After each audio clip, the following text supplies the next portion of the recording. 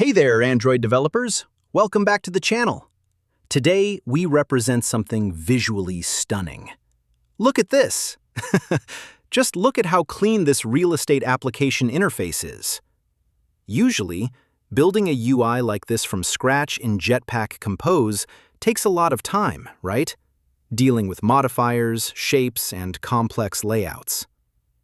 But stick with me, because in a minute, I'm going to show you how we can generate this entire screen using the new Gemini Agent right inside Android Studio. But first, let's analyze what we actually need to build here. Breaking down the UI is the most important step before writing any prompt. Let's start from the top. We have a custom header section using a row composable, displaying the user profile and a notification bell. Right below that, notice this search bar. It's not just a standard text field, it has a beautiful rounded corner shape, specifically a 30 dp corner radius, giving it that modern, soft look. Now, look at this categories section. This is clearly a lazy row or a horizontal scroll arrangement. Each item, house, apartment, villa, needs to be a separate composable component to keep our code clean. And here comes the star of the show. The property card. This is a bit complex.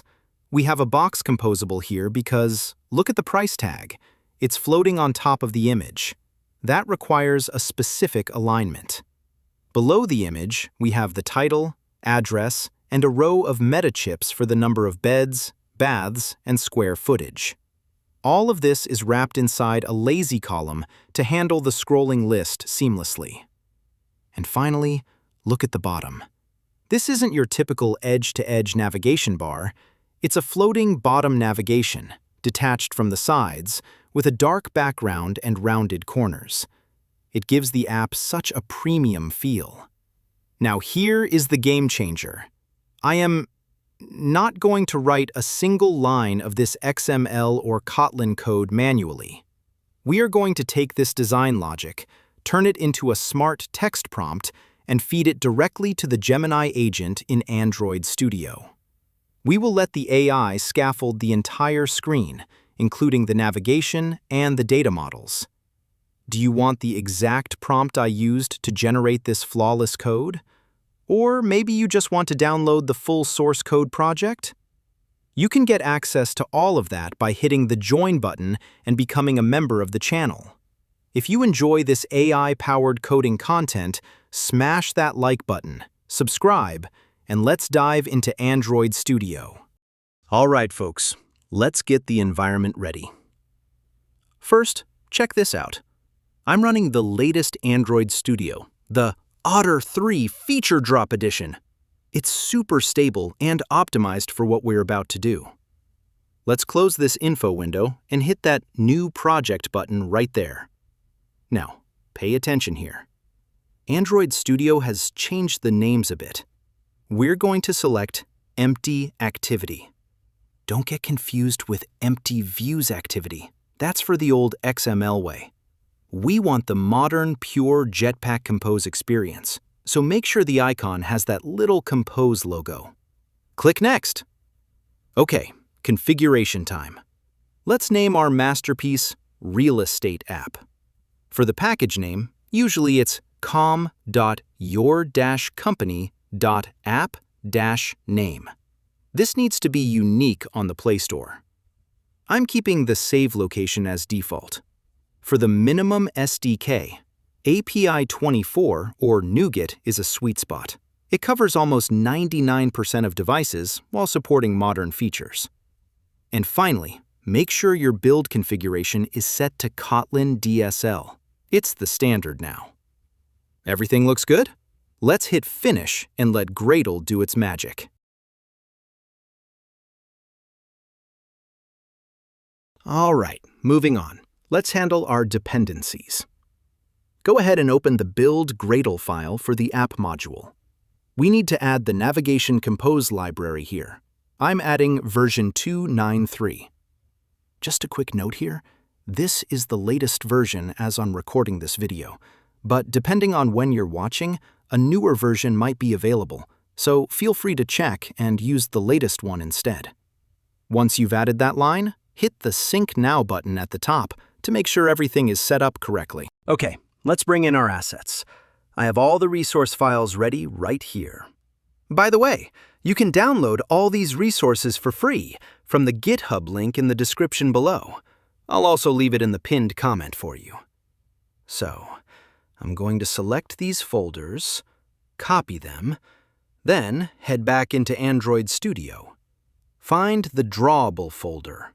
Open it up and simply paste everything right in there. Now, it's time for the magic. I have the specific prompt prepared right here. Let's go ahead and copy this text. Next, switch over to the Gemini Agent. We're going to paste the prompt right inside. And hit Enter. Now, let's watch it handle the heavy lifting for us. While Gemini is working its magic, let's talk about what's actually happening here. It's not just writing code. It's analyzing our project structure to make sure the new files integrate perfectly with what we already have. That usually takes about 2 minutes. Just a quick heads up, I'm using Gemini 3 Pro for this recording. If you're using a different version later on, the speed or the output might vary slightly. I'm going to fast forward through this part so you don't have to wait. See you in a second.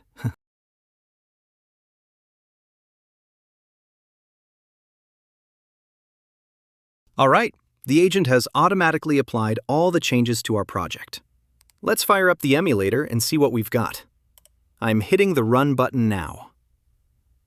And there it is. Look at that. The app is up and running perfectly. But we're not just here to copy and paste. We want to understand how this actually works. So let's jump into the next section where we'll dive deep into the source code and analyze exactly what Gemini wrote for us. All right, look at this.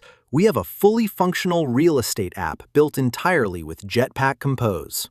Before we start dissecting the code, if you want to save time and get this exact project right now, I highly recommend joining our channel membership. The link is right there in the description and the pinned comment. Members get instant access to the full source code, so you can just download it, run it, and start customizing it immediately. Now, let's see how Gemini engineered this. It's actually quite impressive. First, let's look at the data structure. Inside the core model package, open property KT. This is a clean Kotlin data class. Notice that Gemini defined everything as val, making our data immutable. It's not just holding strings, it's using proper types, like integers for the price and booleans for the isGarage feature. This makes passing data between screens much safer. Next, let's jump to the backbone of the app. Go to Core Navigation and open AppNav-KT. Here, we are using a scaffold. This is powerful because it manages the layout structure for us. Look closely at line 46, the Show BottomBar logic. It checks the current route and automatically hides the navigation bar if we navigate away from the main tabs. Also, inside the navigation lambda, notice Launch Single Top equals true. That's a pro tip. It prevents multiple copies of the same screen from piling up in your backstack. Okay, let's move to the UI. Go to Feature, Home, and open Main Screen KT. Since we have a long list of houses, we are using a lazy column. Notice the content padding at the bottom? It adds 100 dp of space. Without this, the last item in your list would be hidden behind the bottom navigation bar. It's a small detail, but it's crucial for user experience. Now for the best part. Let's see how the cards are built. Go to UI Components and check Property Card K-T. This is where the magic happens. It uses a box layout. Why a box? Because it allows us to stack elements on top of each other. That's how the price tag is floating right over the image. And notice the modifiers. Clip rounded corner shape. That's what gives us those smooth, modern edges on the images.